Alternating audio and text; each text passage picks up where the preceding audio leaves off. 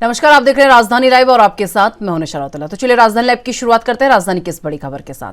आम आदमी पार्टी के वरिष्ठ नेता और राज्यसभा सांसद राघव चड्ढा ने दिल्ली सरकार की आबकारी नीति से संबंधित ईडी की जांच में अपना नाम आने की खबर को सरासर गलत और राजनीति से प्रेरित बताया है। उन्होंने कहा कि ईडी या किसी भी एजेंसी की जांच में उनका नाम आरोपी, संदिग्ध व्यक्ति या गवाह के तौर पर नहीं है। उनकी छवि को नुकसान पहुंचाने के लिए ये झूठी खबर फैलाई जा रही है। उन्होंने चेतावनी दी कि गलत खबर फैलाना बंद किया जाए। उन्होंने कहा कि ईडी या किसी भी एजेंसी की जांच में उनका नाम आरोपी, संदिग्ध व्यक्ति या गवाह के तौर पर नहीं है। उनकी छवि को नुकसान पहुंचाने के लिए झूठी खबर फैलाई जा रही है। उन्होंने चेतावनी दी कि गलत खबर फैलाना बंद किया जाए। राघव चड्ढा ने कहा कि सबसे पहले मैं ये स्पष्ट कर देना चाहता हूं कि सुबह से जो भी खबर न्यूज चैनल्स पर दिखाई जा रही है वो पूरी तरह से गलत है। स्टोरी पूरी तरह से मोटिवेटेड है। शराब घोटाले मामले में ईडी की रिपोर्ट में मेरा नाम कहीं भी आरोपी या संदिग्ध के तौर पर कहीं भी नहीं है।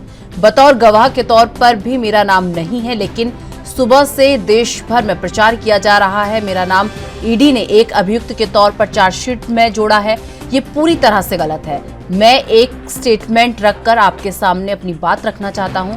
मैं मीडिया से अपील करना चाहता हूं कि मेरी स्थिति को साफ करें, नहीं तो मैं कानूनी कार्रवाई करूंगा। मेरा नाम कहीं पर भी शराब घोटाले मामले में नहीं।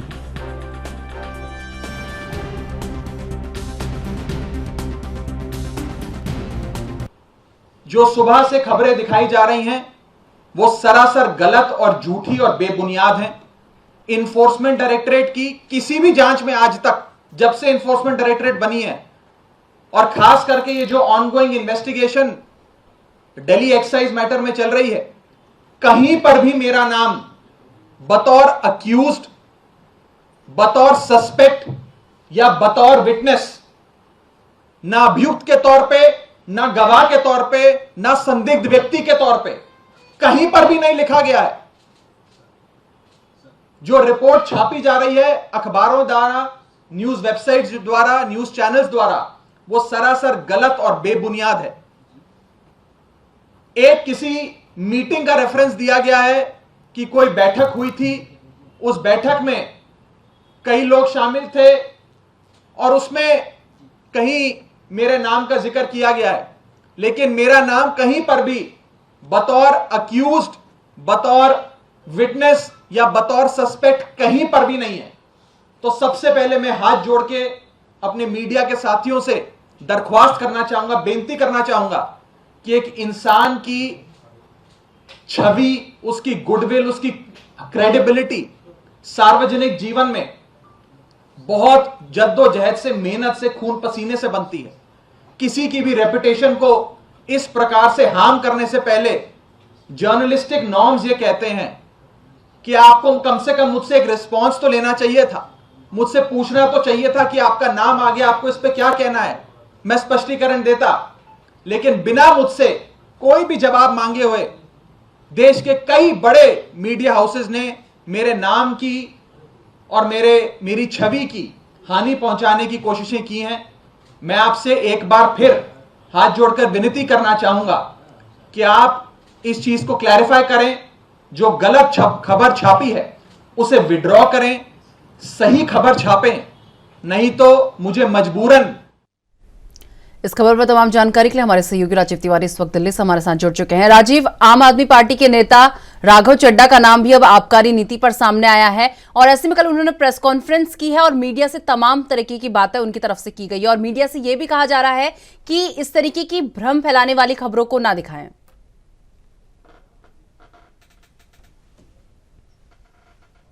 अंदर जो चार्जशीट दाखिल की गई थी उसके अंदर राघव चड्ढा का नाम बताया जा रहा था। यहाँ तक कि ये भी कहा जा रहा था कि अब आबकारी नीति के अंदर राघव चड्ढा का नाम जो है वो कहीं ना कहीं ईडी ने रखा है और यहाँ तक कि पूछताछ के लिए भी शायद उनको बुलाया जा सकता है। मगर जिस तरीके से प्रेस वार्ता कर राघव चड्ढा ने बिल्कुल स्पष्ट किया कि चार्जशीट के अंदर राघव चड्ढा यानी कि उनका नाम जो है वो नहीं है, ना तो गवाह के तौर पर, ना ही विटनेस के तौर पर, ना ही आरोपी के तौर पर। मगर यहाँ पर जिस तरीके से लगातार कहीं ना कहीं कल से लगातार इस तरीके की खबरें चल रही थी कि राघव चड्ढा का नाम जो है वो ईडी के द्वारा कहीं ना कहीं शराब घोटाले के अंदर शामिल किया गया है, पूछताछ की जाएगी, इस तरह की तमाम बातों से कहीं ना कहीं राघव चड्ढा ने खंडन किया है। और यहाँ तक कि मीडिया हाउसों को कहीं ना कहीं ये कहा गया है कि खबर की सच्चाई जो है वो चेक कर ही उनको चलाना चाहिए था। मगर लगातार कहीं ना कहीं अभी भी जानकारी यही मिल पा रही है कि राघव चड्ढा का नाम जो है वो ईडी के चार्जशीट के अंदर शामिल है। मगर यहाँ पर जिस तरीके से लगातार उनके नाम का इस्तेमाल किया जा रहा था, लगातार यही कहा जा रहा था कि ईडी के द्वारा अब चार्जशीट के अंदर उनका नाम शामिल किया गया है और आबकारी नीति के अंदर बड़ा घोटाले के अंदर उनका नाम है। मगर यहाँ पर राघव चड्ढा जो है वो इस खंडन से कहीं ना कहीं अपने आप को बचाते हुए नजर आएगी। राजीव, अब सोचने वाली बात है कि आम आदमी पार्टी शुरू से कहती आती है कि हम ईमानदार पार्टी हैं, लेकिन इन्हीं के नेता जो है लगातार भ्रष्टाचार के आरोपों में इनके नेता के नाम शामिल होते हुए दिखाई देते हैं।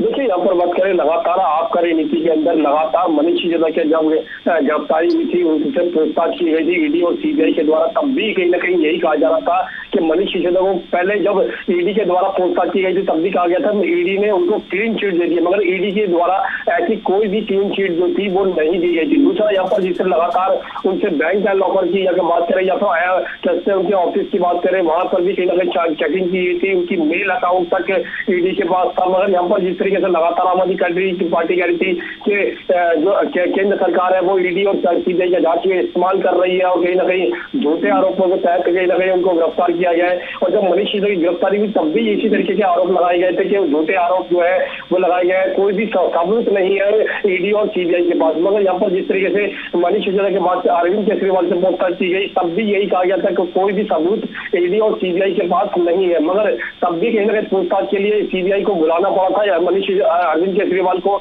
लगभग 9 घंटे के करीब पूछताछ की गई थी। मगर अब जिस तरीके से राघव चड्ढा का नाम शामिल आया है, राघव चड्ढा की तरफ से भी कहा जा रहा है कि उनके नाम का इस्तेमाल किया जा रहा है, ऐसा कोई भी चार्जशीट के अंदर नाम नहीं है उनका। मगर यहाँ पर आम आदमी पार्टी जो है वो लगातार अपने आप को बचाने की कोशिश कर रही है और ये कहा जा रहा है कि झूठे आरोप जो है वो लगाए जा रहे हैं। मगर अब देखना होगा कि वाकई में ही जो चार्जशीट दाखिल की गई थी उसके अंदर राघव चड्ढा का नाम शामिल है या नहीं है। मगर यहाँ पर राघव चड्ढा से कहीं ना कहीं अगर पूछताछ की जाती है ईडी के द्वारा तो साफ जाहिर है कहीं ना कहीं चार्जशीट के अंदर राघव चड्ढा का नाम शामिल भी है और कहीं ना कहीं आबकारी नीति के अंदर उनसे पूछताछ भी की जा सकती है। जी राजीव, एक तरफ राघव चड्ढा का ये कहना है कि चार्जशीट में उनका नाम नहीं है, और क्या समझा जाए कि बीजेपी की तरफ से बड़ी साजिश जो है आम आदमी पार्टी को दबाने की कोशिश की जा रही है, क्योंकि एक बड़ा कंपटीशन आम आदमी पार्टी देते हुए बीजेपी को नजर आ रही है। देखिए, यहाँ पर बात करें भाजपा की तो भाजपा 2024 के लिए अपने आप को दोबारा से कहीं ना कहीं तैयार करती हुई नजर आ रही है। दूसरा यहाँ पर पीएम के तौर पर प्रधानमंत्री मोदी को ही दोबारा से 2024 के लिए कहीं ना कहीं बनाने की बात की जा रही है। यहाँ पर जिस तरीके से अरविंद केजरीवाल की पार्टी की बात करें आम आदमी पार्टी की, तो आम आदमी पार्टी का मजबूत जिस तरीके से बढ़ा है और लगातार राष्ट्रीय पार्टी बनने के बाद में कहीं ना कहीं वो एक भाजपा को कड़ी टक्कर देते हुए नजर आ रही है। और कहीं ना कहीं इसी को लेकर कहीं ना कहीं भाजपा की तरफ से लगातार आरोप लगाए जा रहे हैं कि आबकारी नीति के अंदर बड़े नाम शामिल है, जैसे कि जिस तरीके से अरविंद केजरीवाल का नाम भी शामिल हुआ और उसके बाद में लगातार आरोप लगाए गए कि भाजपा के द्वारा लगातार कहीं ना कहीं ये आरोप लगाए जा रहे हैं, झूठे आरोप नहीं है, सच्चे आरोप है।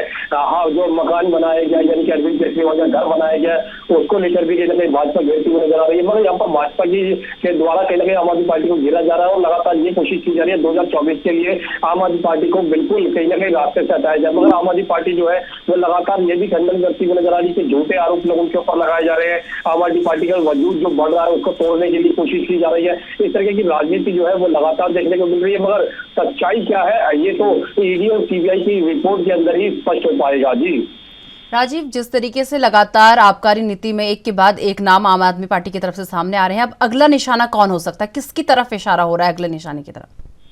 देखिए, यहाँ पर बात करें जिस तरीके से कल राघव चड्ढा का नाम का इस्तेमाल किया गया, राघव चड्ढा का नाम बताया जा रहा था कि ईडी की चार्जशीट के अंदर सप्लीमेंट्री जो चार्जशीट थी उसके अंदर राघव चड्ढा का नाम है। मगर आप कहीं ना कहीं कैलाश गहलोत के ऊपर भी कहीं ना कहीं घास गिरती हुई शायद नजर आ सकती है, क्योंकि आप कहीं ना कहीं राघव चड्ढा के बाद जो है वो कैलाश गहलोत का नाम शामिल हो सकता है इस अगली चार्जशीट के अंदर। मगर यहाँ पर मीडिया के सूत्रों के हिसाब से जानकारी जो मिल रही है कि कैलाश गहलोत का नाम भी कुछ कुछ ही समय के बाद कहीं ना कहीं शामिल होता हुआ नजर आएगा। दूसरा, यहाँ पर लगातार आम आदमी पार्टी के नेताओं के ऊपर इस तरीके के आबकारी नीति के अंदर घेरने की जो कोशिश की जा रही है, या फिर कहे जो आबकारी नीति के अंदर जो उनके नाम शामिल हो रहे हैं, उससे साफ जाहिर है कहीं ना कहीं राजनीति जरूर बढ़ती नजर आ रही है। मगर आबकारी नीति के अंदर एक बड़ा खुलासा जो है वो शायद होता हुआ नजर आया, क्योंकि मनीष सिसोदिया की बात करें वो पहले से ही गिरफ्तार है, मगर आम आदमी पार्टी के मुखिया जो अरविंद केजरीवाल का नाम भी इसमें शामिल हो चुका है, उनसे भी पूछताछ की जा चुकी है। और अब राघव चड्ढा की बात करें तो उनसे भी शायद पूछताछ की जा सकती है। मगर अब कहीं ना कहीं निशाना जो है वो अगला निशाना जो है वो कैलाश गहलोत के ऊपर है।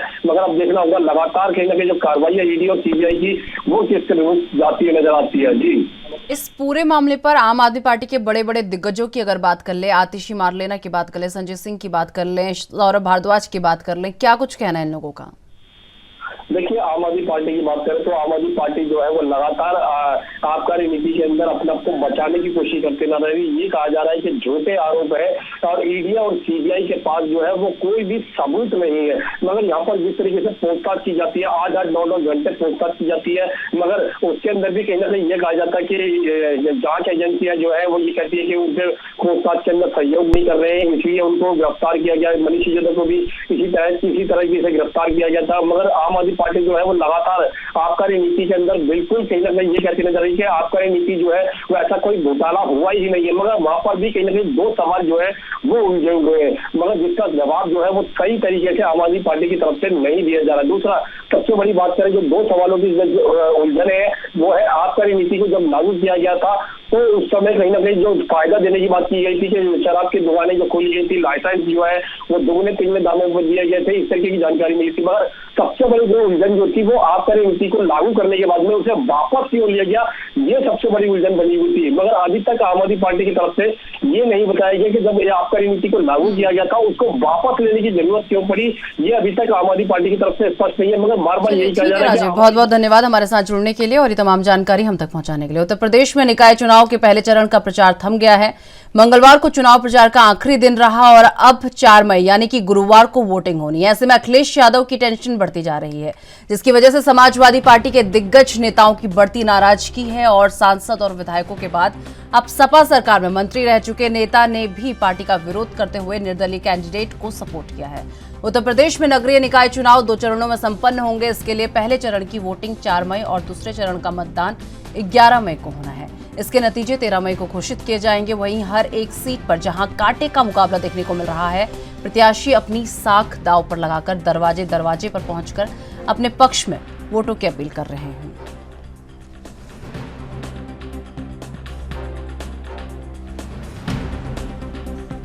उत्तर प्रदेश में निकाय चुनाव के पहले चरण का प्रचार थम गया है और मंगलवार को चुनाव प्रचार का आखिरी दिन रहा। अब 4 मई यानी कि गुरुवार को वोटिंग होनी है।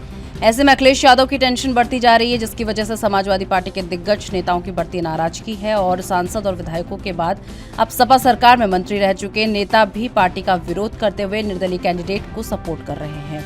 उत्तर प्रदेश नगरीय निकाय चुनाव के 2 चरणों में संपन्न होने और इसके पहले चरण में वोटिंग 4 मई और दूसरे चरण में का मतदान 11 मई को होना है। इसके नतीजे 13 मई को घोषित किए जाएंगे और वहीं हर एक सीट पर कांटे का मुकाबला देखने को मिल रहा है। प्रत्याशी अपनी साख दांव पर लगाकर दरवाजे दरवाजे पर पहुंचकर अपने पक्ष में वोटों की अपील कर रहे हैं। तो आपको बता दें कि 4 मई को नगरीय निकाय चुनाव का पहले चरण का चुनाव होना है और कल इसके लिए वोटिंग होगी। और बात अगर तैयारियों की कर ली जाए तो लगातार सभी पार्टियां पूरी तैयारियों में लगी हैं। कोई भी पार्टी कोई कोर कसर इन चुनाव में नहीं छोड़ना चाहती। बात अगर बीजेपी की कर ली जाए तो बीजेपी में लगातार देखा गया है कि किस तरीके से पूरी तैयार बीजेपी नजर आ रही है। लगातार सीएम योगी आदित्यनाथ जिलों का दौरा कर रहे हैं, वहां जनसभाओं को संबोधित कर रहे हैं। तो लगातार सीएम का दौरा लगातार प्रस्तावित है। तो इसी कड़ी में आपको बता दें कि निकाय चुनाव के पहले चरण का शोर जो है कल थम चुका है।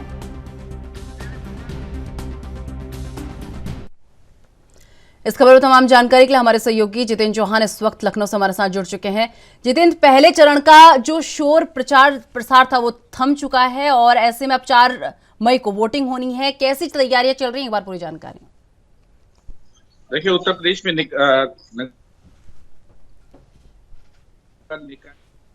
और मतदान को कहा जाता है कि कल पहले चरण के मतदान की जो शोर था नगर निकाय चुनाव का वो कल शाम तक थम गया और ये कहा जा सकता है कि उत्तर प्रदेश में कई रैलियां की थी कर्नाटक हो चाहे नगर निकाय चुनाव हुई, तो ताबड़तोड़ रैली और प्रदेश के मुख्यमंत्री योगी आदित्यनाथ ने करने की थी। वहीं 24 अप्रैल से 2 मई के बीच में लगभग 7 दिनों में कुल 28 रैलियों और जनसभा को संबोधित करने का काम सीएम योगी आदित्यनाथ ने किया। तो वहीं 2 दिन कर्नाटक की जनसभा में भी सीएम ने प्रचार किया। तो वही बात है, पहले चरण में के सभी 10 नगर निगम में किया जाएगा संबोधित, और विकास है पहले चरण में 9 मंडल में 37 जिलों में लगभग 22 जिलों में जनता से सीधा संवाद करने का काम किया सीएम योगी आदित्यनाथ ने। तो वहीं 24 अप्रैल को सहारनपुर, सांगली और अमरोहा उत्तर प्रदेश के मुख्यमंत्री योगी आदित्यनाथ गए थे। उसके बाद 25 को रायबरेली, उन्नाव व लखनऊ में थे। 27 को मथुरा, फिरोजाबाद, आगरा, इसमें नगर निकाय प्रत्याशियों के समर्थन में प्रचार करने का काम किया था। तो वहीं 28 तारीख को लखीमपुर, बलरामपुर में सीएम योगी आदित्यनाथ और सीतापुर में कहीं न कहीं जनसभा को संबोधित करने का, जनता से सीधा संवाद करने का काम किया था। तो वहीं 29 तारीख को गोरखपुर में, महाराजगंज, देवरिया, कुशीनगर और बनारस में उत्तर प्रदेश के मुख्यमंत्री योगी आदित्यनाथ ने जनसभाएं की, जनता से संवाद किया। और जिनके प्रत्याशी, चाहे नए प्रत्याशी, चाहे पार्षद प्रत्याशी हो, चाहे जिलाध्यक्ष हो, उन सभी समर्थन में वोट पाने का काम किया। तो वहीं 1 मई को मुरादाबाद, प्रतापगढ़, जौनपुर, बनारस और गोरखपुर में सीएम योगी आदित्यनाथ ने ताबड़तोड़ प्रचार किए। तो वहीं लगभग 2 मई को प्रयागराज व झांसी में उत्तर प्रदेश के मुख्यमंत्री योगी आदित्यनाथ ने कल कहा सकता है कि आखिरी जनसभा को लखनऊ में करने का काम किया। और कहा जा सकता है कि तमाम सीएम योगी आदित्यनाथ की मुखिया होने के बाद जिम्मेदारी है, और जिम्मेदारी को बखूबी निभाते हुए सीएम योगी आदित्यनाथ ने उत्तर प्रदेश में नगर निकाय चुनाव में ताबड़तोड़ रैली और जनसभा को संबोधित करने का काम किया था। नितिन, वही बात अगर समाजवादी पार्टी की कर ली जाए तो अखिलेश यादव की अब टेंशन बढ़ती जा रही है, क्योंकि उनकी पार्टी के कई नेता इस वक्त नाराज भी चल रहे हैं। देखिए, समाजवादी पार्टी के लगातार जो नेता थे वो कहीं ना कहीं भारतीय जनता पार्टी में ज्वाइनिंग करते नजर आए, और बसपा में भी कहीं ना कहीं झटका लगा। और ये कहा जा सकता है कि आज फिर एक भारतीय जनता पार्टी में कोई नेता ज्वाइन कर रहा है। लगभग 10 बजे का समय दिया, और भूपेंद्र चौधरी प्रदेश अध्यक्ष वो कर रहे हैं। और टेंशन की बात यह कि समाजवादी पार्टी की ओर से कोई भी बड़ा नेता जिम्मेदारी निभाता हुआ नजर नहीं आया, क्योंकि उत्तर प्रदेश के मुख्यमंत्री, उनके मंत्री लगातार ये कहा सकता है कि नगर निकाय चुनाव में प्रत्याशियों का समर्थन करते नजर आ रहे हैं। लेकिन समाजवादी पार्टी के केवल अखिलेश यादव मात्र एक दिन लखनऊ में मेट्रो में नजर आए और कहीं ना कहीं रिवर फ्रंट पर प्रेस कॉन्फ्रेंस की। और कहा सकता है तमाम जो नेता, बड़े दिग्गज नेता समाजवादी पार्टी के, वो प्रचार करते नजर नहीं आ रहे हैं। और ये कहा जा सकता है कि टेंशन इसलिए बढ़ रही है क्योंकि नगर निकाय चुनाव में जो नेता है वो कहीं ना कहीं दल बदल की राजनीति के तहत दूसरे दल में, कह सकते हैं भारतीय जनता पार्टी में सदस्यता लेने का काम कर रहे हैं। और ये कहा जा सकता है कि उसको देखते हुए पूरी तरह से सपा टेंशन में है ही है। लेकिन ये जो कहा जा सकता है कि वो चाहती है ज्यादा से ज्यादा पार्षद की सीटें या महापौर की सीटें समाजवादी पार्टी के पक्ष में गिरे। लेकिन ये कहा जा सकता है कि सबसे ज्यादा रैलियां भाजपा की ओर से की गई, उत्तर प्रदेश के मुख्यमंत्री योगी आदित्यनाथ और उनके मंत्रियों ने की। तो समाजवादी पार्टी के राष्ट्रीय अध्यक्ष अखिलेश यादव ने सिर्फ एक दिन, कह सकते लखनऊ मेट्रो में उन्होंने समर्थन किया और जनता से अपील की। और खुद मेयर प्रत्याशी हो चाहे वो कहीं ना कहीं अपना वोट मांगते नजर आ रहे हैं, जनता के बीच में जा रहे हैं। तो पूरी तरह से ये कहा जा सकता है कि समाजवादी पार्टी का दिन पे दिन इस तरह से वोट बैंक गिरना, वो समाजवादी पार्टी के राष्ट्रीय अध्यक्ष अखिलेश यादव के टेंशन की बात जरूर दिखाई दे रही है। बिल्कुल जितेंद्र, जिस तरीके से आज कई लोग बीजेपी ज्वाइन कर सकते हैं और 10 बजे का समय दिया गया है, भूपेंद्र चौधरी जो है उनको सदस्यता दिलाने वाले हैं, कौन कौन नेताओं के नाम जो है सामने आ रहे हैं कि कौन कौन बीजेपी ज्वाइन कर सकते हैं? देखिए, हाल में ही देखने को मिला था कि समाजवादी पार्टी के महासचिव ने भारतीय जनता पार्टी ज्वाइन की थी, बीजेपी ज्वाइन की थी। वो कह सकता है कि नाम का खुलासा फिलहाल अब से कुछ ही देर बाद हो पाएगा, क्योंकि लगातार बीजेपी में लोगों को जो कह सकते हैं कि जुड़ने का सिलसिला है वो बदस्तूर जारी है। डिप्टी सीएम ब्रजेश पाठक लगातार लोगों को ज्वाइन कराते नजर आ रहे हैं। तो आज भूपेंद्र चौधरी को जिम्मेदारी दी गई है, और भूपेंद्र चौधरी जो दूसरी पार्टी की जो राजनीतिक नेता है वो कहीं ना कहीं सस्ता दिखाई देगी दूसरी पार्टी के नेताओं को। जितेंद्र, वही बात अगर डिप्टी सीएम की कर ली जाए, ब्रजेश पाठक की कर लें या केशव प्रसाद मौर्य की कर लें, लगातार नगर निकाय चुनाव को लेकर वो अपनी बात रखते हुए नजर आते हैं। क्या कुछ उनका कहना है, क्योंकि बार बार उन्हें नगर निकाय चुनाव को लेकर अपनी बात रखते हुए सुना गया है?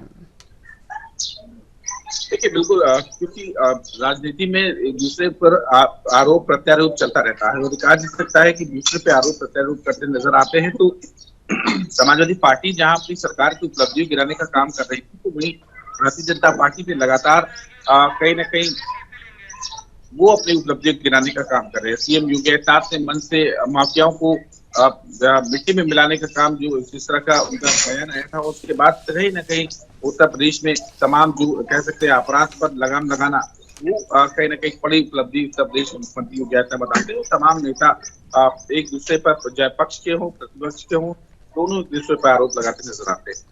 चलिए, बहुत बहुत धन्यवाद जितेंद्र हमारे साथ जुड़ने के लिए और ये तमाम जानकारी हम तक पहुंचाने के लिए। पंजाब के मुख्यमंत्री भगवंत मान ने कहा कि दफ्तरी समय बदलने की बेमिसाल जनहितैषी पहलकदमी में राज्य में नए युग का आगाज हुआ है और जिससे रोजाना 350 मेगावाट बिजली बचने के साथ साथ 2 मई से 15 जुलाई तक लगभग 40 से 45 करोड़ रुपए की भी बचत होगी। और पंजाब सिविल सचिवालय 1 की कमेटी रूम में पत्रकारों से बातचीत करते हुए मुख्यमंत्री ने जोर देकर इस महत्वपूर्ण कदम से जहां लोगों को बड़ी सुविधा मिलेगी, वहीं इस कदम से सरकारी मुलाजिमों की कार्यकुशलता बढ़ाने में भी सहायक सिद्ध होगा। आपको बता दें कि मुख्यमंत्री ने खुद सुबह 7:28 पर अपने कार्यालय में पहुंचकर मिसाल कायम की है। उन्होंने कहा कि यह फैसला लंबे विचार विमर्श के बाद बहुसंख्यक हिस्सेदारियों की सहमति लेने के बाद लिया गया है। उन्होंने आगे कहा कि यह फैसला आने के बाद महीनों में लोगों को भयानक गर्मी से बचाने में ये बहुत कारगर सिद्ध होगा। सीएम ने कहा कि विवरणों में उन्होंने काफी चीजें बताई और कहा कि इससे आम व्यक्ति अपनी काम से छुट्टी के लिए बिना प्रातःकाल अपना कामकाज जल्द कर सकेगा। और उन्होंने कहा कि इससे सरकारी मुलाजिमों को भी सुविधा मिलेगी क्योंकि वो दफ्तरी समय के बाद सामाजिक समागमों में भी शिरकत कर सकेंगे। इस तरह भगवंत मान ने कहा कि कर्मचारी अपने बच्चों के साथ अधिक से अधिक समय बिता पाएंगे क्योंकि वो भी बच्चों की छुट्टी के समय अपने घर पहुंच जाएंगे। मुख्यमंत्री ने कहा कि इस फैसले से सरकारी दफ्तरों में रोजाना 350 मेगावाट बिजली की भी बचत होने की संभावना है। तो आपको बता दें कि पंजाब के मुख्यमंत्री भगवंत मान ने कहा कि दफ्तरी समय बदलने की बेमिसाल जनहितैषी पहलकदमी से राज्य में नए युग का आगाज हुआ है और जिससे कि रोजाना 350 मेगावाट बिजली बचने के साथ साथ 2 मई से 15 जुलाई तक लगभग 40 से 45 करोड़ की बचत होगी।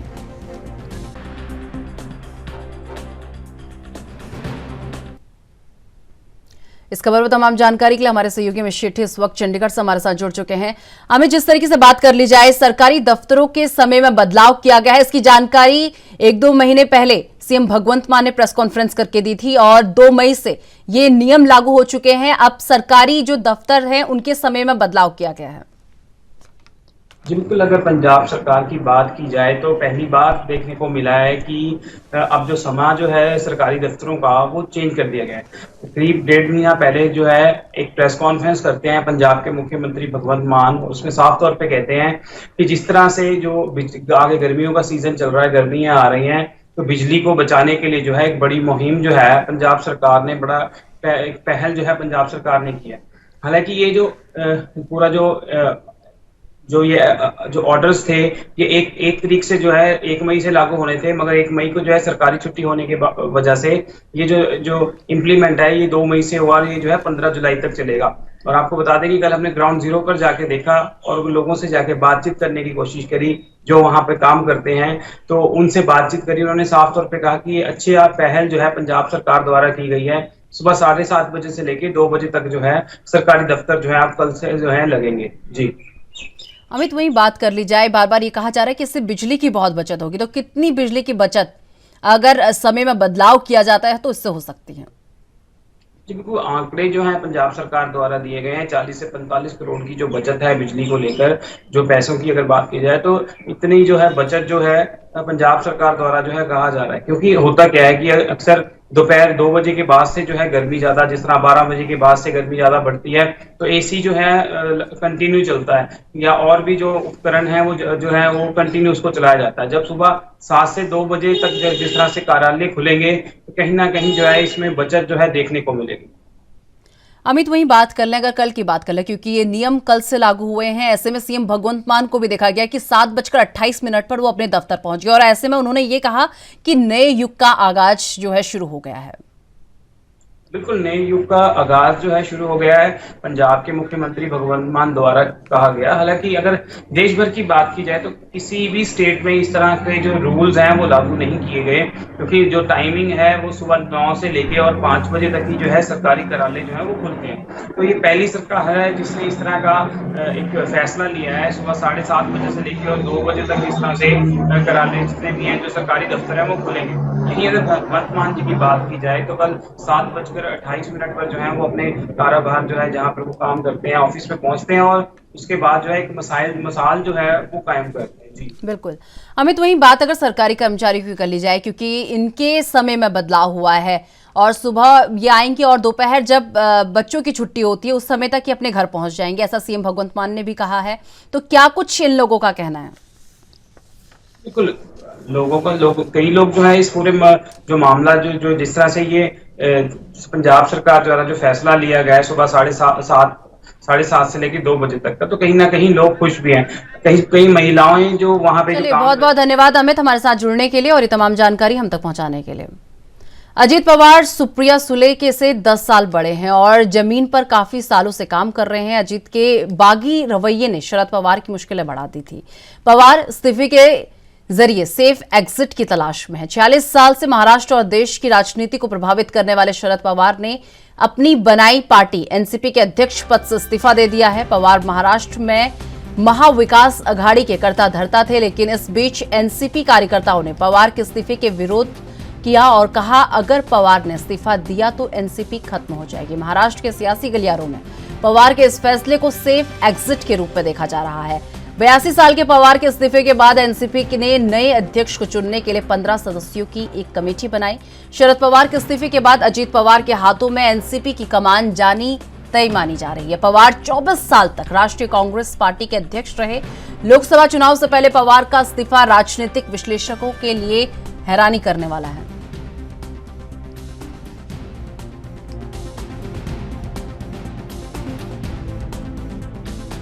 अजित पवार सुने आणि इतकी वर्ष संधी मिळाल्याच्या नंतर आणखी लोकसंघाच्या समाजाची भूमिका मी तर कधी घेणार नाही आणि त्यामुळं तुम्हाला अस्वस्थता कदाचित वाटेल, पण मी राष्ट्रवादी काँग्रेस पक्षाच्या अध्यक्षपदावरून निवृत्त व्हायचा निर्णय आज घेतलेला आहे।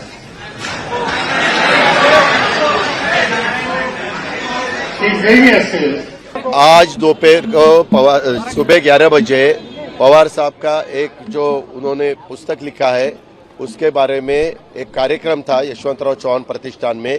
वो कार्यक्रम में मेरे ख्याल से गिरीश कुबेर जी और अपने राजीव खांडेकर जी ऐसे अन्य लोगों ने भी अपने अपने विचार सबके सामने रखे और फिर बाद में लास्ट में पवार साहब उनका खुद का जो कहना है उसके बारे में इसके लिए वो बोलने के लिए उठे।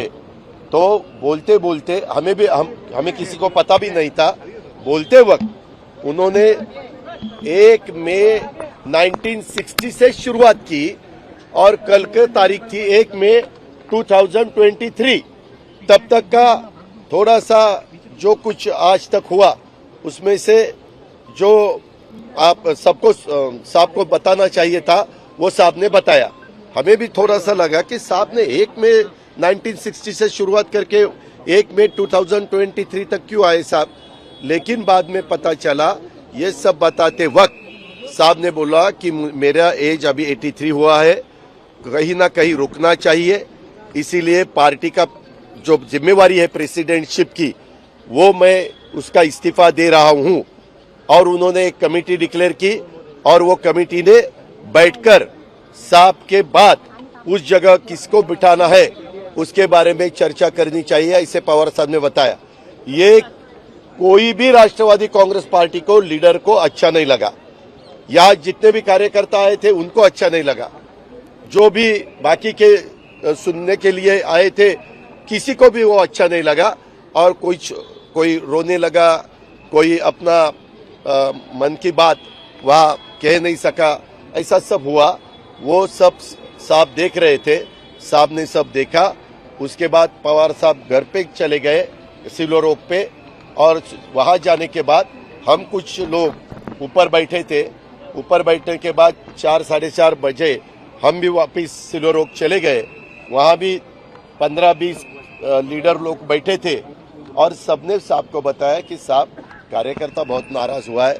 कार्यकर्ता का कहना है कि आप प्रेसिडेंट रहो और एक्टिंग प्रेसिडेंट किसी को बनाओ, यानी कार्याध्यक्ष बनाओ और वो काम करेंगे, आप उसको आशीर्वाद देंगे, पार्टी का भी काम चलेगा। साहब ने उसके बारे में सबका सुनने के बाद उन्होंने बताया कि अभी आप भुजबल साहब, मैं भुजबल साहब और रोहित पवार उसको बताया कि आप तीनों वहाँ जाओ, सुप्रिया के साथ बात करो और मेरा जो मैसेज है वो सब कार्यकर्ताओं को दो कि आप यहाँ से जो बैठे वहाँ से अपने अपने घर चले जाओ। आपकी जो मांग है कि मैंने इस्तीफा वापस लेना चाहिए, उसके लिए मुझे 2 से 3 दिन सोचने के लिए वक्त कार्यकर्ताओं को देना पड़ेगा। कार्यकर्ताओं ने उनका मेरा सुनना चाहिए। शरद पवार जी ने जो आज उनके पद से, उनके अध्यक्ष पद से जिन्होंने इस्तीफा दिया है, वो किस कारणवश दिया है ये तो बताना मुश्किल है। जो मीडिया में अजीत दादा पवार के बारे में जो आता था या उनके परिवार में कुछ हो या उनकी तबीयत के बारे में हो, ये बात अभी बताने का कोई मतलब भी नहीं है, क्योंकि वो जो है उनसे ही अपने को जो जब उनसे मिलेंगे और ये सब बातों से पूछेंगे तब इस बारे में वक्तव्य करना अच्छी बात होगी।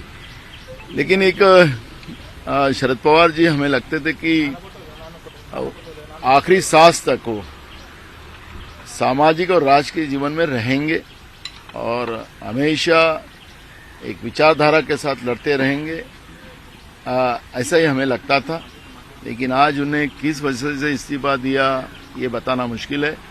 लेकिन इसमें एमवीए को कोई फर्क नहीं पड़ेगा। जो भी राष्ट्रवादी के जो उनके पार्टी के अंतर्गत जो भी डिसाइड होगा उसके अंतर्गत जो भी अध्यक्ष बनेंगे वो एमवीए के साथ रहेंगे।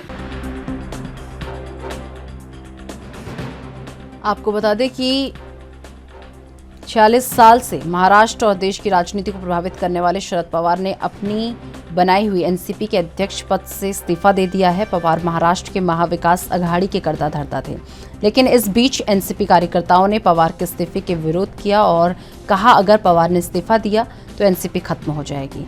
महाराष्ट्र के सियासी गलियारों में पवार के इस फैसले को सेफ एग्जिट के रूप में देखा जा रहा है। 82 साल के पवार के इस्तीफे के बाद एनसीपी के नए अध्यक्ष को चुनने के लिए 15 सदस्यों की कमेटी बनाई है। शरद पवार के इस्तीफे के बाद अजीत पवार के हाथों में एनसीपी की कमान जानी तय मानी जा रही है। पवार 24 साल तक राष्ट्रीय कांग्रेस पार्टी के अध्यक्ष रहे। लोकसभा चुनाव से पहले पवार का इस्तीफा राजनीतिक विश्लेषकों के लिए हैरान करने वाला है।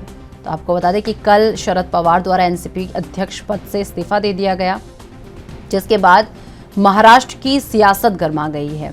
आपको बता दें कि अब एनसीपी का अध्यक्ष कौन बनेगा, इसके लिए लगातार 2 दावेदार इस वक्त सबसे ऊपर चल रहे हैं।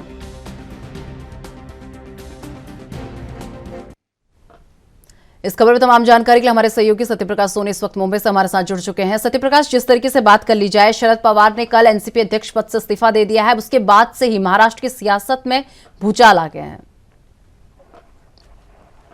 जी बिल्कुल, देखिए महाराष्ट्र में एक बार फिर से सियासी हलचल तेज हो गई है, क्योंकि एनसीपी प्रमुख शरद पवार ने अपने एनसीपी के राष्ट्रीय अध्यक्ष पद से इस्तीफा देने का ऐलान कर दिया। हालांकि ऐलान के साथ ही लगातार एनसीपी के पदाधिकारी, कार्यकर्ता और तमाम उनके सहयोगी दल इसका विरोध करने लगे। पूरे दिन विरोध देखने को मिला।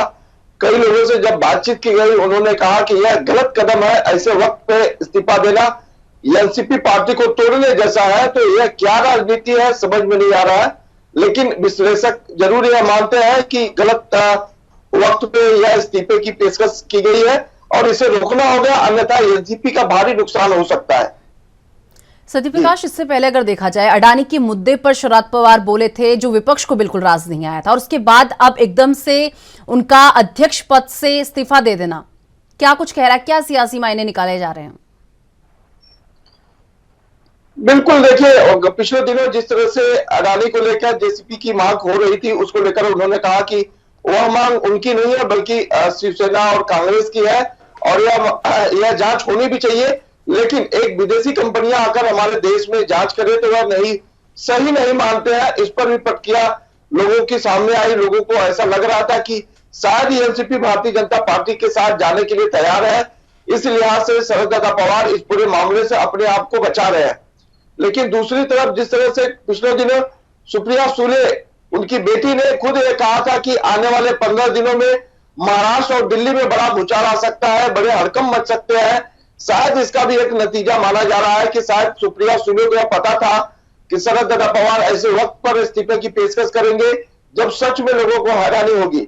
तो ये तमाम बातें हैं जो सामने आ रही है धीरे धीरे। हालांकि शरद पवार ने खुद अपनी एक सभा के दौरान कहा था कि अब रोटी पलटने का वक्त आ गया है। सही समय पर अगर रोटी नहीं पलटी जाती है तो उसमें जो स्वाद नहीं रह जाता। तो आखिरकार क्या यह सही वक्त यही है जिसे रोटी पलटने के नाम पर शरद दादा पवार ने अपने इस्तीफे की पेशकश की है। लेकिन इस इस्तीफे के साथ क्या कुछ महाराष्ट्र में होने वाला है, क्या कुछ बदलाव होने वाला है, इस पर जो है जानकार अपनी नजरें लगाए हुए हैं। लेकिन एनसीपी के तमाम नेता पदाधिकारी आज भी उनके विरोध में खड़े रहेंगे, ऐसी लोगों की मांग है। सत्यप्रकाश, वहीं अब सवाल ये उठता है कि एनसीपी का अध्यक्ष पद किसे मिलेगा, क्योंकि दो नाम इस वक्त चर्चाओं में चल रहे हैं। पहला शरद पवार की बेटी सुप्रिया सुले और दूसरा उनके भतीजे अजीत पवार का नाम जो है। ये दो नाम सबसे तेज चल रहे हैं। क्या लग रहा है किसे एनसीपी अध्यक्ष पद जो है मिल सकता है? देखिए बिल्कुल शरद पवार का ऐसे वक्त पे इस्तीफे की पेशकश करना जाहिर तौर पर पीछे की तमाम तैयारियां हुई होगी, यह जानकारों का मानना है। दूसरी तरफ अगर अजीत दादा पवार को यह कमान दी जाती है तो अजीत दादा पवार जो सक्षम है पूरी पार्टी को चलाने के लिए। लेकिन दूसरी तरफ अजीत दादा पवार जिस तरह से 2 से 3 बार भारतीय जनता पार्टी के साथ जाने की अटकलें लग चुकी है। हालांकि एक बार वह जाके डिप्टी सीएम भी भारतीय जनता पार्टी के साथ बन चुके हैं। ऐसे में आम जनमानस को थोड़े से भरोसे कायम रखने में मुश्किलें हो रही है। लेकिन दूसरी तरफ शरद पवार की बेटी सुप्रिया सुले की राजनीति अगर को देखा जाए तो सुप्रिया सुले अभी वर्तमान में एनसीपी की सांसद है और शरद पवार की बेटी है। शरद पवार ने अपनी बेटी को पूरी तरह से वो राजनीति में प्रगाढ़ कर दिया है, जो आने वाले समय में वह एनसीपी को जो की कमान संभाल सकती है। तो देखना यह बेहद जरूरी होगा कि आम जनमानस क्या चाहता है। लेकिन यह जरूर है कि अगर परिवारवाद की बात होती है तो एनसीपी की कमान जो है सुप्रिया सुले को भी दी जा सकती है। तो ये तमाम बातें हैं जो अभी सिर्फ अटकलों में ही है। जी सत्यप्रकाश, वहीं बात अगर अजीत पवार की कर ली जाए, क्या कुछ कहना है इस पूरे मामले पर उनका? देखिए अजीत दादा पवार एनसीपी का प्रमुख बनने के लिए तैयार है और उन्हें कोई इस तरह की दिक्कत नहीं है। उन्होंने कल अपने भाषण में कहा भी कि चलेगा। मतलब आप समझ सकते हैं कि अजीत दादा पवार को अगर जिम्मेदारी दी थी तो वो निर्वाह कर सकते हैं। इतना ही नहीं बल्कि आम जनमानस और तमाम जो विधायक है, तमाम जो गठ नेता है, वह भी इस बात को स्वीकारना चाहिए कि अजीत दादा पवार को एनसीपी का राष्ट्रीय अध्यक्ष बनाया जाए। अगर आम जनमानस और तमाम लोग यह नहीं मानते हैं कि अजीत दादा पवार को नहीं बल्कि सुप्रिया सुले को राष्ट्रीय अध्यक्ष बनाया जाए और उन्हें जिम्मेदारी दी जाए तो यह भी एक बड़ी बात हो सकती है। फिलहाल अब तक सिर्फ सवालों के घेरे में ही है कि आखिर कौन राष्ट्रीय अध्यक्ष बनेगा। सत्यप्रकाश, इस पूरे मामले पर अब राजनीतिक प्रतिक्रियाएं आना भी शुरू हो चुकी हैं। क्या कुछ कहना है जो राजनीतिक प्रतिक्रियाएं सामने आ रही हैं? देखिए सभी राजनीतिक दलों के यह बात समझ में नहीं आई कि आखिरकार शरद दादा पवार ने ऐसे वक्त पे क्यों इस्तीफे की पेशकश की, जब आने वाले समय में मुंबई महानगर पालिका का चुनाव है, विधानसभा का चुनाव है, लोकसभा का चुनाव है। अब क्या कुछ पलटने वाला है, इस पर लोगों की जो है जिज्ञासा बनी हुई है। फिलहाल क्या शरद दादा पवार पार्टी से इस्तीफा देने के बाद किसी और पार्टी को समर्थन में रहेंगे ऊपर से, या फिर एनसीपी के साथ खड़े रहेंगे, या फिर कुछ और दावेदारी उनकी होने वाली है। तो तमाम चीजें हैं जो वह पार्टी में रहकर शायद नहीं कर पा रहे थे, लेकिन बाहर जाने के बाद वह कर सकते हैं। तो ये सारी चीजें हैं जो लोगों की जो है उम्मीदों पर अभी बनी हुई है कि आखिर क्या कुछ होने वाला है। सत्यप्रकाश, एक तरफ शरद पवार ने एनसीपी अध्यक्ष पद से इस्तीफा दे दिया और दूसरी तरफ वो कहते हुए भी सुनाई दिए कि राजनीति में वो सक्रिय रहेंगे। बिल्कुल निशा जी, कैसा है कि शरद दादा पवार एक राजनीति के चाणक्य के रूप में जाने जाते हैं और उनके हर शब्द और हर भाषा के पीछे कोई न कोई अर्थ छुपा होता है। अगर वो कहते हैं कि वह राजनीति में बने रहेंगे तो इस्तीफा देने की जरूरत नहीं थी। अगर वह कहते हैं कि एनसीपी की मदद करते रहेंगे तो भी इस्तीफा देने की जरूरत नहीं थी। लेकिन अगर वो कहते हैं कि अजीत दादा पवार बीजेपी में जाएंगे तो उन्हें कोई दिक्कत नहीं है, महाविकास आघाड़ी खत्म हो जाएगी, यह कोई अतिशयोक्ति नहीं है। महाविकास आघाड़ी कब खत्म हो जाएगी वो उन्हें पता नहीं है। तो जाहिर तौर पर इन सभी बातों के पीछे कुछ न कुछ छुपा है। अब क्या कुछ छुपा है यही लोगों को देखना है। इसी बात का लोगों को इंतजार है कि शरद पवार का इस्तीफा देना और आघाड़ी का टूटना या फिर भारतीय जनता पार्टी के साथ एनसीपी का सरकार बना लेना, क्या यही सच में रोटी सेकने वाली बात थी? तो इसी बात का लोगों को इंतजार है। चलिए सत्य प्रकाश, बहुत बहुत धन्यवाद हमारे साथ जुड़ने के लिए और ये तमाम जानकारी हम तक पहुंचाने के लिए।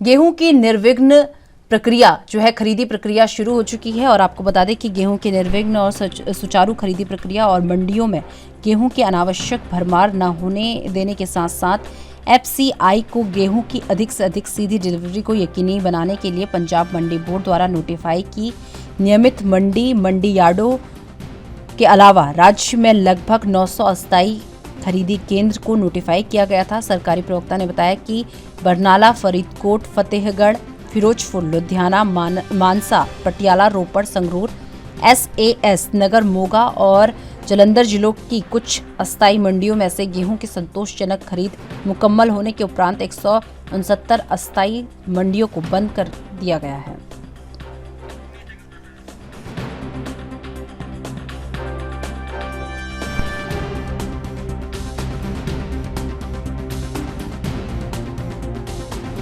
और मंडियों में गेहूं की अनावश्यक भरमार न होने देने के साथ साथ एफसीआई को गेहूं की अधिक से अधिक सीधी डिलीवरी यकीनी बनाने के लिए पंजाब मंडी बोर्ड द्वारा नोटिफाई की नियमित मंडी यार्डों के अलावा राज्य में लगभग 900 अस्थायी खरीदी केंद्रों को नोटिफाई किया गया था। इस खबर पर तमाम जानकारी के लिए हमारे सहयोगी संदीप सिंह इस वक्त चंडीगढ़ से हमारे साथ जुड़ चुके हैं। संदीप, गेहूं की संतोषजनक खरीदी होने के उपरांत 169 अस्थायी मंडियों को अब बंद कर दिया गया है, क्या जानकारी है? जी बता दें कि बिल्कुल गेहूं की जो फसल है वो कहीं ना कहीं बिक चुकी है और मंडियों में जो कहीं ना कहीं अब देखने को मिल रहा है कि खाली होती हुई नजर आएगी। इसके चलते 169 जो है मंडियां खरीद प्रक्रिया बंद कर दी गई है मंडियों में और इसके साथ जो है वहाँ पर जो मंडियां थी वहाँ पर अब गेहूं की जो है वो खरीद नहीं होगी, जिसके चलते अगर राज्य की बात करें लगभग 200 अस्थायी मंडियां केंद्र थे और नोटिफाई उनको किया गया था, जिनके चलते उनको जो है बंद कर दिया गया है। जैसे कि बता दें कि बरनाला में जो है अस्थायी मंडी बन गई थी, फरीदकोट में, फतेहगढ़ साहिब में, फिरोजपुर में, लुधियाना, मानसा, पटियाला और रोपड़ और मोहाली, मोगा, जालंधर के जिलों में जो है ये मंडियां बनाई गई, जो कि 169 अस्थायी मंडियां जो है वो थी। अगर बता दें कि टोटल जो है वो 900 अस्थायी मंडियां थी और 169 जिलों जो है जगहों पर ये बनाई गई थी और लगातार जो देखा जाए 15 मंडियां जो है फरीदकोट में बनाई गई थी, बरनाला में बनाई गई थी और फरीदकोट में 16 मंडियां बनाई गई थी। फतेहगढ़ साहिब में 2 मंडियां बनाई गई थी, फिरोजपुर में 6 और लुधियाना में 8, मानसा में 4, पटियाला में 3, रोपड़ में 17, संगरूर में जो है 28 और मोहाली में 3 मंडियां बनाई गई और इसी के साथ मोगा में 15 और जालंधर में 2 मंडियां बनाई गई, जो कि गेहूं की खरीद के लिए बनाई गई थी, और जिसके चलते सफलतापूर्वक इनका काम जो है वो मुकम्मल हो चुका है, पूरा हो चुका है। इसके चलते ये मंडियां अब बंद कर दी गई है। जी, ऐसे में किसानों का क्या कुछ कहना है? देखिए, जब फसल में मंडियों में नहीं आएगी तो अस्थायी रूप पर मंडियां बनी हुई थी। हालांकि अगर पक्की मंडी हो तो बात अलग है, अस्थायी रूप पर बनी थी। अगर गेहूं आएगी नहीं तो बिकेगी कैसे? तो मंडियां जो है ऐसे ही बनाई गई थी, जिसके चलते ये मंडियां जो है बंद कर दी गई है। किसानों का भी अगर मंडी होगी तो ही किसान आएंगे, नहीं मंडी में फसल किसानों की बिक चुकी है तो किसान क्यों आएंगे? तो कहीं ना कहीं किसानों को जो है साथ देते हुए नजर आए सरकार को। चलिए संदीप, बहुत बहुत धन्यवाद हमारे साथ जुड़ने के लिए और ये तमाम जानकारी हम तक पहुंचाने के लिए।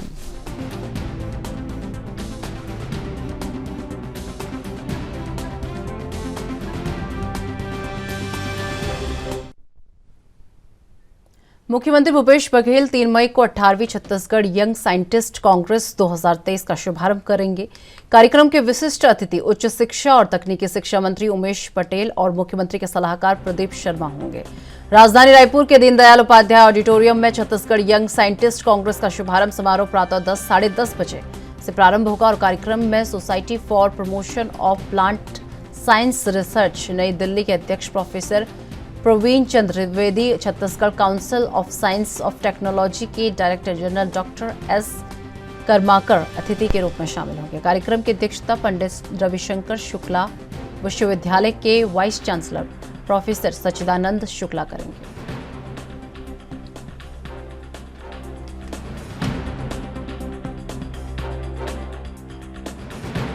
इस खबर पर तमाम जानकारी के लिए हमारे सहयोगी अखिलेश तिवारी इस वक्त रायपुर से हमारे साथ जुड़ चुके हैं। अखिलेश, आज सीएम भूपेश बघेल 18वीं छत्तीसगढ़ यंग साइंटिस्ट कांग्रेस 2023 का शुभारंभ करने जा रहे हैं। बिल्कुल, निश्चित तौर पे आज 18वीं छत्तीसगढ़ यंग साइंटिस्ट कार्यक्रम 2023 का शुभारंभ मुख्यमंत्री भूपेश बघेल के हाथों से होना है। इस कार्यक्रम में विशिष्ट अतिथि के रूप में उच्च शिक्षा मंत्री उमेश पटेल और मुख्यमंत्री के सलाह प्रदीप शर्मा भी शामिल होंगे। साथ ही साथ ये कार्यक्रम का जो आयोजन है वो राजधानी के दीनदयाल उपाध्याय ऑडिटोरियम में कार्यक्रम का शुभारंभ होगा, जहां 10:30 बजे कार्यक्रम का शुभारंभ किया जाएगा। साथ ही साथ society for promotion of plant science research New Delhi के अध्यक्ष Praveen Jain Trivedi, Chhattisgarh council of science of technology के डायरेक्टर जनरल कर्मकार जी और अतिथि के रूप में शामिल होंगे। साथ ही साथ अध्यक्षता में पंडित रविशंकर शुक्ला विश्वविद्यालय के वाइस चांसलर सच्चिदानंद शुक्ला जी भी शामिल रहेंगे। इस कार्यक्रम का आयोजन की अगर बात की जाए तो लगभग सभी रूपरेखा के अनुसार ही तय किया गया है। जो छत्तीसगढ़ के यंग साइंटिस्ट हैं उसको किस तरीके से प्रमोट किया जा सकता है और साइंस के क्षेत्र में और किस तरीके से बढ़ावा दिया जा सकता है, इसके ऊपर खास फोकस किया जाएगा। इसी विषय को लेकर के मुख्यमंत्री भूपेश बघेल से अभी पूर्व 4 दिन पहले से ही ये कार्यक्रम का आयोजन किया गया था। लगातार यंग साइंटिस्ट जो एसोसिएशन है उसके द्वारा भी कार्यक्रम का प्रस्ताव लेकर के मुख्यमंत्री के पास गए हुए थे और निश्चित तौर पर मुख्यमंत्री ने एक निर्धारित समय दिया और इस कार्यक्रम का आज आयोजन भी किया जाएगा। और साथ ही साथ जो यंग साइंटिस्ट है उसको किस तरीके से छत्तीसगढ़ के लिए और विकासशील बनाया जा सकता है, विकसित किया जा सकता है, इसके ऊपर खास फोकस रहेगा। जी अखिलेश, वहीं बात अगर सीएम भूपेश बघेल की कर ली जाए तो जिस तरीके से साइंटिस्ट कांग्रेस 2023 का शुभारंभ वो करने जा रहे हैं, क्या कुछ कहना है इस विषय पर उनका? देखिए, इस विषय को लेकर के काफी चर्चाएं भी हुई हैं। पक्ष विपक्ष की जो बातें हैं वो भी सामने आई है। साथ ही साथ अगर बात की जाए कांग्रेस की तो निश्चित तौर पे इस कार्यक्रम का जो आयोजन है उसमें कई तरीके से रणनीति भी तैयार की जाएगी। साथ ही साथ अगर चुनाव सामने है तो उसमें यंग जो साइंटिस्ट है उसका और क्या स्थिति हो सकता है, जो टेक्नोलॉजी के क्षेत्र में वो किस तरीके से पार्टी को सपोर्ट किया जा सकता है, पार्टी के साथ साथ छत्तीसगढ़ के विकास को और किस धारा में ले जाया जा सकता है, इसके ऊपर खास फोकस रहेगा। जो आईटी सेक्टर से है वो और किस तरीके से सोशल मीडिया हो गया, व्हाट्सएप ग्रुप हो गए और अन्य टेक्नोलॉजी के तहत आम लोगों के बीच में कैसे किस तरीके से पहुंचा जा सकता है, इसके ऊपर भी खास फोकस किया जाएगा। इसके अलावा जो युवा है छत्तीसगढ़ के उसको और टेक्नोलॉजी और यहाँ के जो अनेक तकनीकी शिक्षा के रूप में और किस तरीके से विकास किया जा सकता है, इसको भी खास फोकस करने की जो तैयारी है और निश्चित तौर पे दिखाई पड़ती है। जी चलिए अखिलेश, बहुत बहुत धन्यवाद हमारे साथ जुड़ने के लिए और तमाम जानकारी हम तक पहुंचाने के लिए।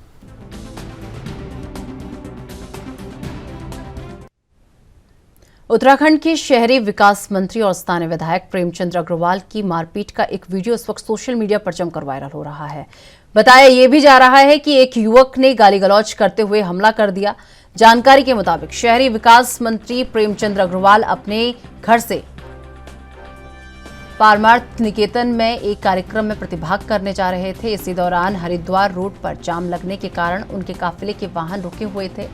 मंत्री के मुताबिक इसी दौरान एक युवक उनकी गाड़ी के पास आया और उन्हें गाली गलौज देने लगा। जैसे ही मंत्री प्रेमचंद अग्रवाल नीचे उतरे तो युवक ने उन पर हमला कर दिया और किसी ने वीडियो बनाकर इसे वायरल कर दिया। इस पूरे घटनाक्रम पर विपक्ष के मंत्री भी अब हावी हो गए हैं और विपक्ष का आरोप है कि हमला युवक ने मंत्री पर नहीं बल्कि मंत्री ने युवक पर किया है, जो वीडियो में साफ देखा जा सकता है। लेकिन बताया यह भी जा रहा है कि ये वीडियो अधूरा है। फिलहाल एक तरफ जहां विपक्ष प्रेमचंद अग्रवाल के इस्तीफे की मांग कर रहा है, वहीं मामला संज्ञान में लेते हुए सीएम पुष्कर सिंह धामी कल मंत्री को तलब उनके द्वारा किया गया और पुलिस महानिदेशक यानी कि डीजीपी को बिना किसी दबाव में निष्पक्ष जांच के आदेश दिए गए हैं।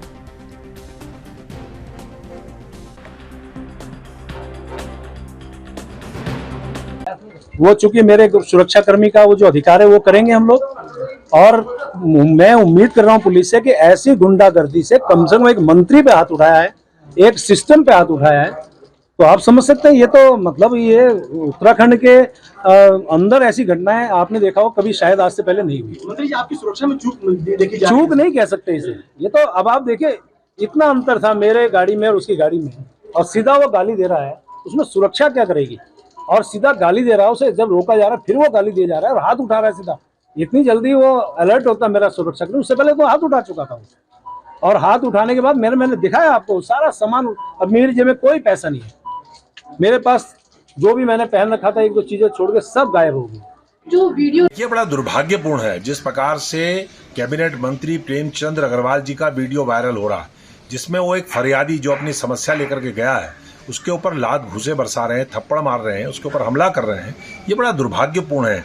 एक पहली बार नहीं है, इससे पहले पत्रकारों के साथ भर्ती घोटाले के मामले में उन्होंने दुर्व्यवहार किया, उससे पहले कोविड काल में एक फरियादी के साथ उन्होंने दुर्व्यवहार किया, और अब ये तीसरी बार लगातार एक कैबिनेट मंत्री के रूप में जो उनका आचरण है बहुत आपत्तिजनक है। मुख्यमंत्री जी को उसका संज्ञान लेना चाहिए, उनके खिलाफ कार्रवाई करनी चाहिए। भारतीय जनता पार्टी के लोग सत्ता के नशे में ऐसे चूर हैं, चाहे उत्तराखंड हो चाहे उत्तर प्रदेश हो, भारत की कहीं भी किसी भी राज्य में जहां उनकी सरकार हो या दिल्ली में सरकार हो, जिस प्रकार से लगातार लोगों के साथ गाजर मूली बिल्कुल मामूली एक आम आदमी उसके साथ व्यवहार कर रहे हैं, जैसे गाजर मूली होगा, हमला कर रहे हैं लोगों पे, अत्याचार कर रहे हैं। जंतर मंतर पर लड़कियां बैठी हैं, उनके खिलाफ सुप्रीम कोर्ट ने आदेश के बावजूद आज तक कोई एक्शन नहीं किया जिनके खिलाफ उनकी शिकायत है।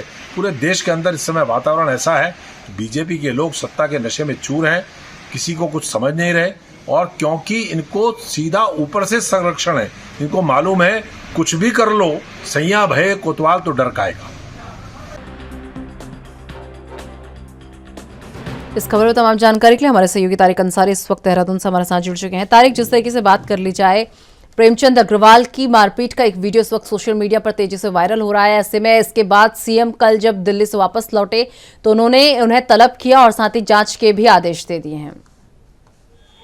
बिल्कुल, मैं आपको बता दूं, बहुत शर्मनाक वो वीडियो है जिसमें मंत्री के साथ हाथापाई होती नजर आ रही है। लगातार सोशल प्लेटफॉर्म पे वो वीडियो वायरल हो रहा है। वीडियो जो है कल का है, जहां पर ऋषिकेश से एक प्रोग्राम में लौटने के बाद प्रेमचंद अग्रवाल जाम में फंसे थे, तो अचानक उनकी गाड़ी पर एक युवक जो है कुछ गाड़ी टच हो जाती है किसी और बात को।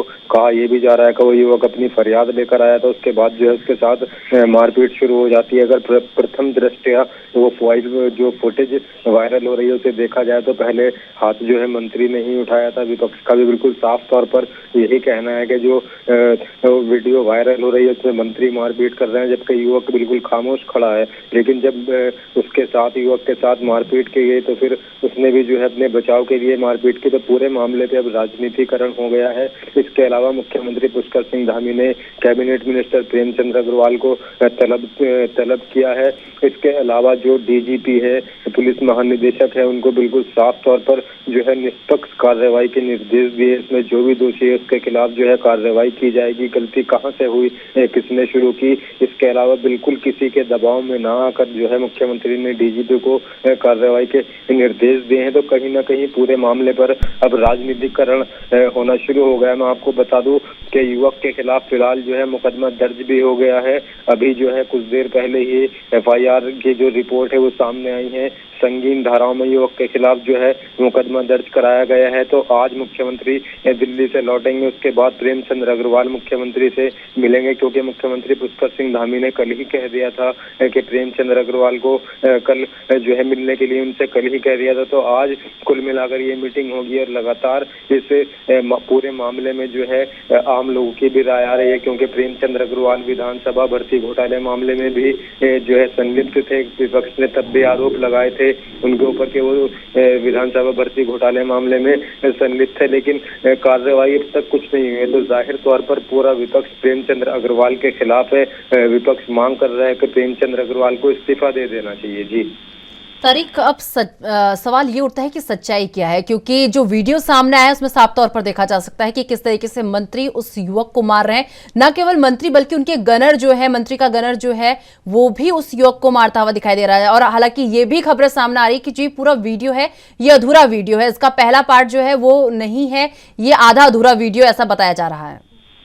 बिल्कुल साफ तौर पर कहा यह जा रहा है कि पूरा वीडियो नहीं है। और मैं आपको अगर बात बताऊं कि आखिर लड़ाई कैसे शुरू हुई, तो दो बातें निकलकर जो है सामने आ रही है। पहली बात यह है कि जो कहा यह जा रहा है, विपक्ष की तरफ से भी बयान आया है कि युवक अपनी फरियाद लेकर मंत्री के पास आया था, लेकिन मंत्री ने उसे सुनने की बजाय उसके साथ जो है मारपीट शुरू कर दी। इसके अलावा अगर मंत्री की बात सुने तो मंत्री ने बिल्कुल साफ तौर पर अपने बयान में ये कहा है कि युवक ने पहले गाली गलौज शुरू की थी, जिसके बाद ये पूरी कार्रवाई की गई। तो कहीं ना कहीं जो दो चीजें निकलकर सामने आ रही हैं। आरोपी पक्ष जो है उसके बचाव में पूरा विपक्ष है, उधर दूसरी तरफ मंत्री जी बिल्कुल साफ तौर पर ये कह रहे हैं कि पहले युवक ने गाली गलौज शुरू की। तो साफ तौर पर लेकिन आरोपी का अब तक कोई बयान नहीं आया है, किसी तरह की कोई बातचीत उससे नहीं की गई है, किसी मीडिया कर्मी ने भी उससे बात नहीं की है, क्योंकि अभी वो पुलिस हिरासत में है। जब आरोपी से बातचीत की जाएगी, उसके बयान लिए जाएंगे, तब